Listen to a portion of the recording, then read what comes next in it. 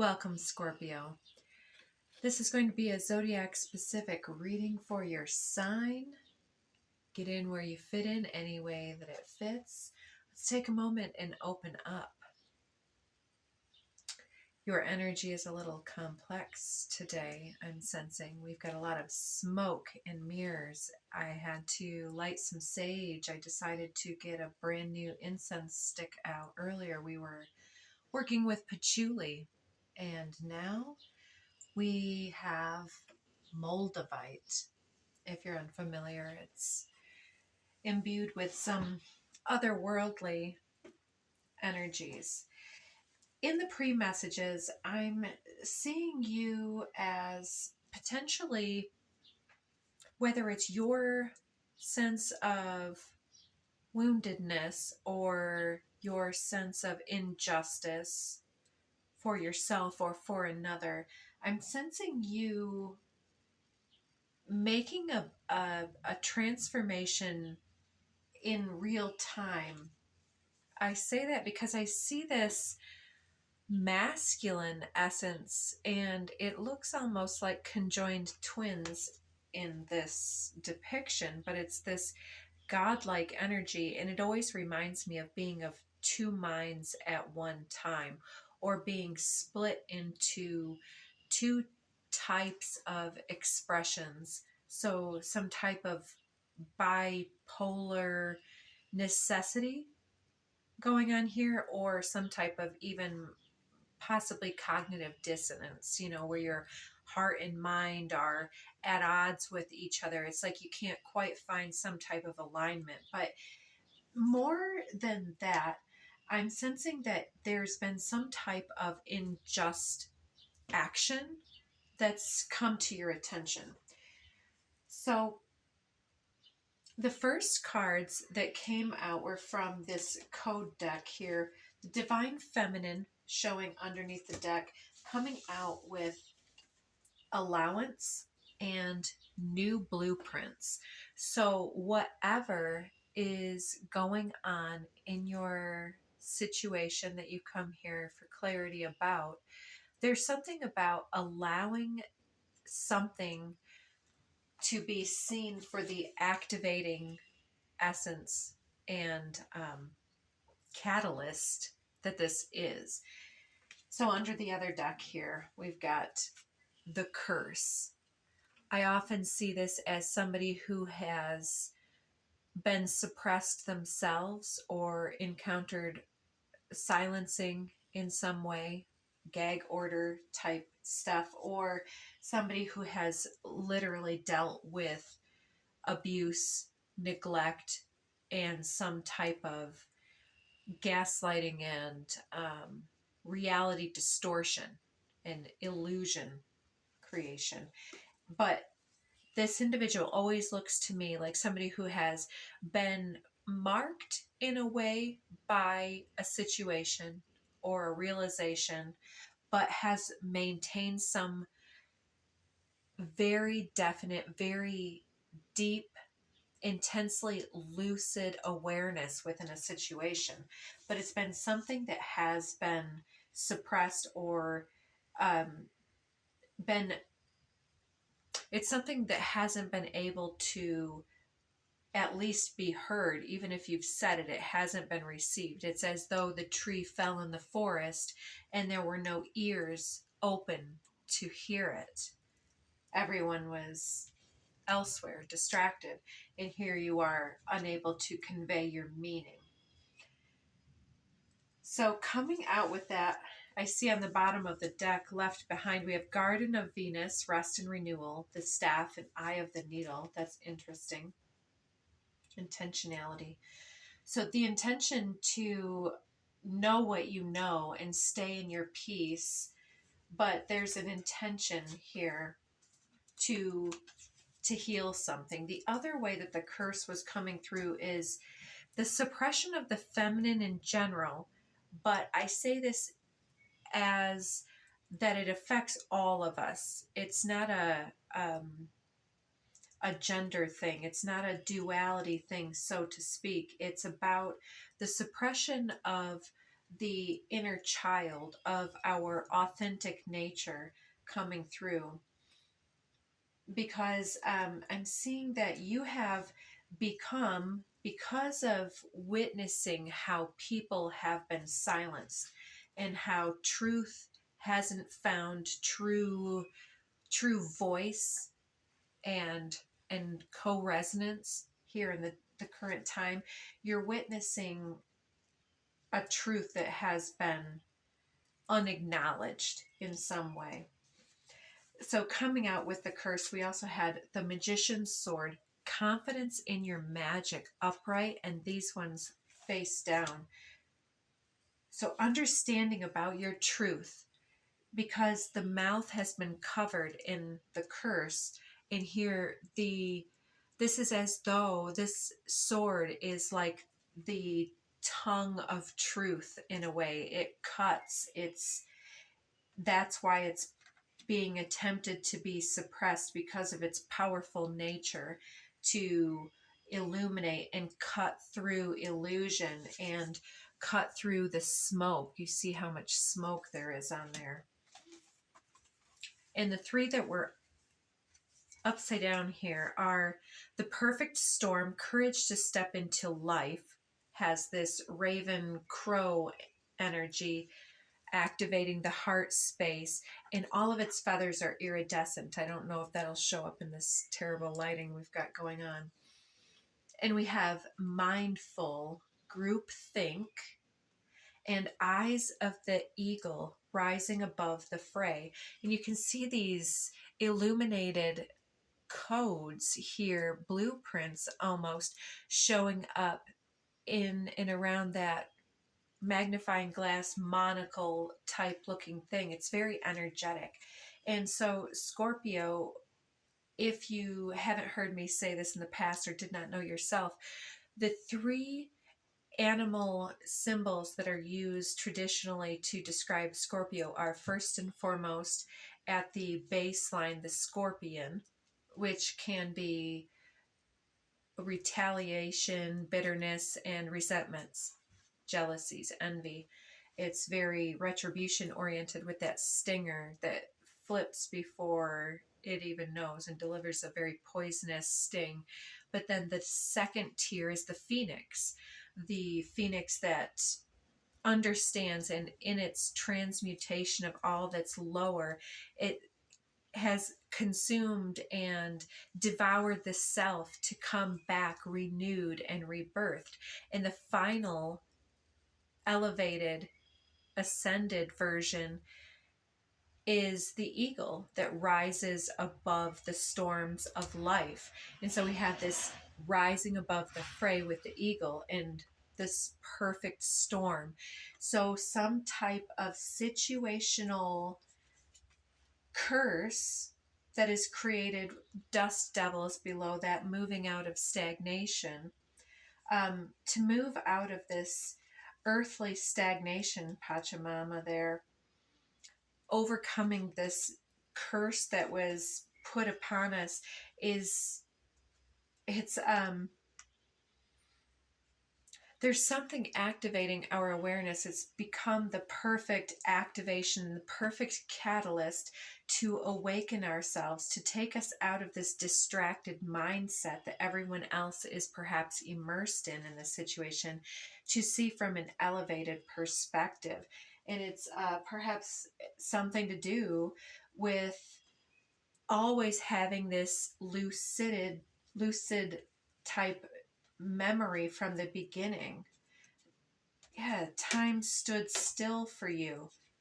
Stagnation, standstill. There's part of you that was still back there, just stuck in this middle world here, but there's this newfound mentor taking you through this deep dive energy. I feel like I'm getting off of the point here. So, yeah. So you're rising above something. There's some kind of perfect storm delivering you to this awareness of the confidence that you should be able to unpack in your own process here. How this has curated your being, and allowing this to activate the next blueprint, because that eyes of the eagle, it's seeing through this elevated perspective that was created from pressure cooker situations that have put you into situations where you've had to self activate and so on, and self elevate. This may have to do something with the way that you market yourself in the real world, whether it's through your talking to new friends, colleagues, and potential love interests, or where was I going with that? I got a little bit distracted there out of nowhere. There was something coming in. Self-elevation, yes, marketing, the way that we're able to promote our own products. I found that in the past, when I was less confident in what the messages were at 11:11 on the timer, what the messages were coming through me, it was harder for me to speak them out and share them until I had already heard them from other people, and then my tiny voice would kind of peek through and say, well, I heard somebody else say, instead of saying right away, like, oh, I'm getting this message and this inclination that this thing occurred to me, or this perspective. It's like belief in your own magic is coming forward. The more that you allow yourself to believe in your own magic, the more that it shows itself to you. And so with these 4 stacks of cards, we have Matangi. This came out in the Taurus reading, which was yesterday, and I've used this deck a few times since then and shuffled it quite a bit. So this is interesting. This one comes out again in the pre-messages. Talks a lot about being outcast, being the not chosen one. And that happens for a very important purpose, as many of us have discovered along the journey. It's like to fit in is, there's a quote about that. Your ability to thrive within a broken society is no measure of success and enlightenment, type of a thing. It's like, but you are able to thrive on the outskirts of that social validation and people's expectations, and masking your own true needs and speaking things that other people would not be willing to say, because you had, perhaps there's this silent generational curse thing that was attempted to be indoctrinated upon you. And so rather than align with something that didn't serve you, you became aware of how you were able to just elevate through just being who you were, although the center of the circle was never your domain, if that makes sense. But it's given you a lot of compassion for how people shine and how people need to be seen, whether that's how they really are or not. And so with this Krishnu, I do want to reference this card real quick in the book, and we'll get a little bit more on this next one, as that one's a little bit newer deck for me. I want to make sure that we catch the meanings. But this Krishnu is like very much about a shifted perspective, and something that comes to your awareness in the moment. Is like something that's shaking you awake. It says there's a spiritual intelligence within your soul. It's the genius of becoming, of ripening from potential into glorious manifestation. Intimate communion with your own heart will reveal what it is that you truly yearn for, and to then set that process in motion for that yearning to be satisfied. Oh, hell yes, right? The holy fire is Kali, and she is within your soul.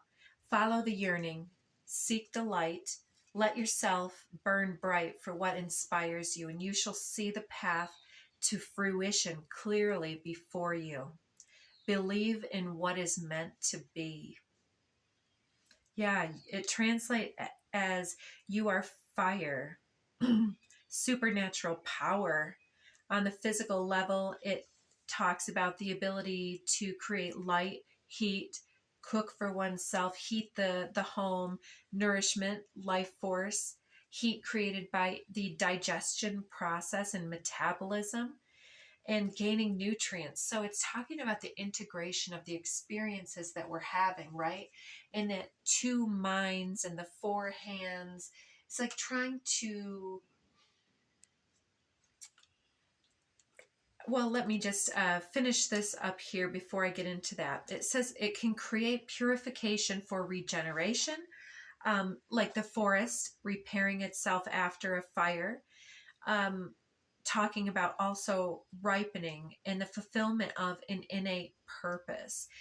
But at the spiritual level, fire attracts the soul, helping it find its way through darkness towards warmth and life. Talks about then the alchemical properties of fire and spiritual growth. So yeah, very interesting there. I tend to think that sometimes we should just read them the way that they come through. The sacred law of the Northwest. I don't know if something coming in from the Northwest geographically from your location is important to this circumstance, but in general, this is giving to me this sanctuary, a feeling of self-love that has enabled you to thrive outside of the predictable and the normalized, socialized, marginalized cultures of hierarchy and that type of thinking here. It's like this compassion is birthed through very extensive self-work and self-respect. So again, with this, the spiritual law that has been offended by the curse. The curse is a karmic projection that is being cut away every time you stand up for yourself, every time you choose to rise above this groupthink mentality and mindset with the boldness and courage inherent to your personality to stand firmly in your heart space and to be seen. You cut through that illusion and you take your sacred space. It's like there with, I guess what I'm trying to say is this curse and that sword comes through as like now you have learned to be a warrior and a protector and a guardian of your own sacred heart space. There's this sacred law that has been infringed upon with the curse, with the toxic mindsets of others. And not all of them are perhaps aware of this, right? But we've had to contend with it. So it has affected Scorpio very, very deeply. It's part of your core. The soul recognizes the choices that will facilitate alignment with the authentic path and the spiritual dimensions from which it originates. Such integrity is not externally motivated, right? It has nothing for you. You don't need their approval. You can do good and badass all by yourself here. But it's internally driven, and your validation and confirmations are internally generated. If you feel it. At a certain stage on the path, the soul will no longer rely on the societal beliefs as the best barometer for conduct and will cultivate a more mature, spiritually aligned inner code that resonates with its particular understanding of sacred law. To find your own way through any matter of concern, take your time to reflect upon your choices until you sense that which resonates with your heart. Many blessings as yet unseen will flow as you remain in alignment with your soul's inner code. Beautiful. Absolutely. It's like you don't need anybody's approval for what you know to be true. And with this, it's coming that you are speaking something that is mind-blowing and very progressive, because of, not because it's extreme, but it's that something has deteriorated, and to the point where it's actually offensive to sacred law, and it's being upheld. So what other codes do we need to know? You may identify as a star seed elemental. That's beautiful. Yeah, you're bringing in these new blueprints. It's part of your magic that you're meant to have confidence in. You're healing something. And then Cosmic Flower. Yeah, Cosmic Flower is my card of healing the DNA.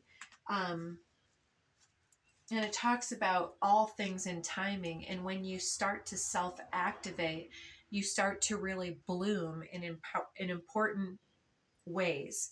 The frequency of Cosmic Flower activates our remembrance of the place we call home, the core from which we pour our magnificence out into the world.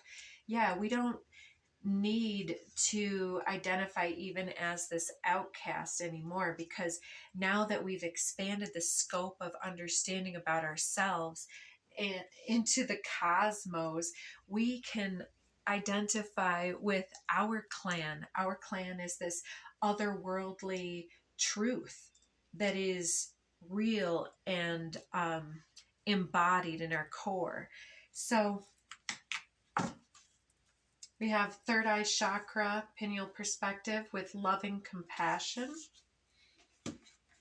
Exactly. You're bringing in this very forward thinking reality because you have a very awakened awareness. Again, two third eye chakras coming out. It's definitely giving that you have detoxed your reality, and it may be a challenging time of disillusionment where you're really reminded, or perhaps there's been some repressed realities that are streaming back. All of my compassion if that's where you're at, because it comes through with this extreme vulnerability, and that perhaps it's not something that you would readily share, but this curse was imbued upon you. It was tattooed upon this incarnation so that you could work with spirit in a very important way, which doesn't make it feel any less intense, right? But what is this synergy? It's the empowered water of Scorpio. Scorpio is the very fiery and lava-like rendition of the water. It's like at a boil. And so it's it's coming through with a very tempered crystalline connection here, very etheric, and it's been attuned. It's like giving, again, this has come through twice today, Dr. Masuro Emoto talking about the consciousness in water. And this is you being here as this star seed elemental, imbuing these new blueprints. You're encoding it upon the waters. And the more deeply that you penetrate the surface interactions from previous situations and get to the core of the depth of what's been awakened and created with this huge compassion within you, the more confidence you have in wielding your magic and the way that you can embody your own moon energy, for instance, and push and pull on the tides of the world and on the tides of other individuals. You're very emotionally appealing and deep, and your vulnerability is incredibly powerful in this situation. Now, before I run out of time, I do want to flip this to the other side and get you some 3D cards, see what else is going on. My head is just kind of vibrating. I feel like you're in a very intense mind state. Here, the yellow tiger mother, your solar plexus is telling you that sometimes it's okay to get pissed.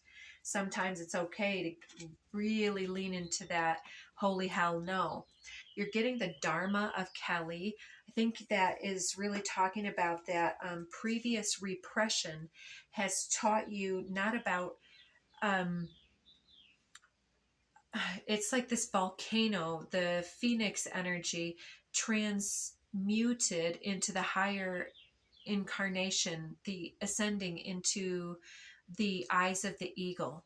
And with this water being crystalline in formation, you taking time to even charge the ley lines and the waterways of the earth with your intentionality, because there's something here with the blueprints that you're bringing in with the ancient future, that you are connected very intensely and communicating with the earth itself. Oh dang, you even get remembrance under that. So yes, incredible if you can see all of that. It's just like you remember something quite sacred about sacred law, and you're imbuing the water within this consciousness with this sacred remembrance and with sacred law. It's like you are cleansing with your waters in some important way, because you're taking this karmic thread and you're weaving it with dharma and with compassion. Very beautiful. So behind Krishna, this two-mindedness, we have the medicine circle. I think that you can understand the above and the below within yourself and with others. It's part of the depth. And look at the two eagles. And it's giving me that myth of the two wolves, but you may also have bear, fox, blue jay energy. Also, the fish are showing in here, and moose horns, I believe.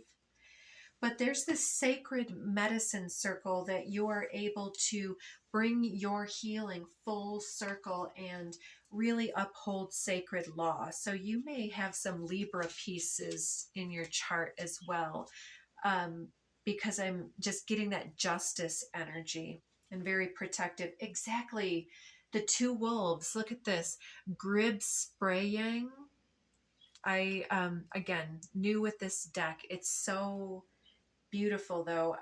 She's holding this beautiful bird and then has these three wolves, and it's like there's not just the two polarities, there's also the middle way. There are three wolves. And it's also giving, this often comes through lyrics from a Rush song. If you choose not to decide, you still have made a choice. But the middle way refers to the Tao. So, yeah, let's see. Okay, exactly. We were talking about you may have Taurus in your chart or communicating with you, which is also your opposite sign, but it shows up here. Taurus and Scorpio complement each other. Scorpio has this depth of water, and Taurus has the ingrained soil, earthy energy. I'm clearing my space and energy for this. You may be working with a Taurus energy as well. 2222 cooperative partnership energy comes through with Saturn. I don't know if there's some kind of committed energy, or if this is some kind of obligation that's happening here. Could be soul contract we're talking about here, some type of accountability. It can also be about some type of situation where somebody has said something and there's correction or forgiveness energy coming through. We have an ending with the 9999. I sense that this is a way that you have previously been feeling suppressed, but now clearing your energy, clearing your pain body, even with Taurus, so that you can work with others without this old, outdated energy getting in the way. Meditation brings solutions. Take some time to introspect on this. There's some type of past life influence that's coming through to ground and stabilize, and also a lot of transcendent guidance from your soul star connection or your soul family. I apologize, we're out of time. I would have loved to keep going. Let us see if we can get any further messages before we get cut off, my dear Scorpios. What can we help our Scorpios with for some final messages? Hope, help, dream about you, red flags, unanswered prayers. So trust that whatever things are coming forward, there are illusions being corrected. Yin yang, exactly. Secret admirer may be lurking here, dreaming about you. And there we go with this 3D escalations, contracts, and disputes. So maybe you are dodging a bullet even with one individual as far as like getting into soul contract. There is something resonant with the old you. And now that you're getting out of resonance with that, you're moving forward in a new way. Workaholic, make sure you're taking your breaks and balancing out your energy, restoring and replenishing those waters, particularly if you deal with anyone with a lower vibrational resonance. Oh, I love you. I do love you, Scorpio. I hope that you're seeing that love reflected from the world around you, staying in those pleasant environments, seeing eye to eye. Gemini, getting your interests and your passions and curiosities at the forefront, having adventures, and keeping the inspiration alive in your soul instead of letting the heaviness of old cycles keep you down anymore. It's time for a new day to continue to dawn. Get some advice from friends. I hope you had some good advice coming through today through this message, some confirmations. We'll have to check back with the other timeless messages too for more insight. We've got last minute, somebody's in regret. What would your best friend say again with that advice? Be patient, allow something to unfold. Somebody's thinking about you quite a bit, but intensity does not equal intimacy. You're on to the next thing, and yeah, you're able to sense the resonance of what's coming in. So I hope that helped. Friend professional zone, you're keeping somebody at arm's length as well. So let's see. I'm going to go until this cuts me off. Any final messages from Spirit for our Scorpios and these new blueprints? What are the new blueprints that you're helping us with? We're getting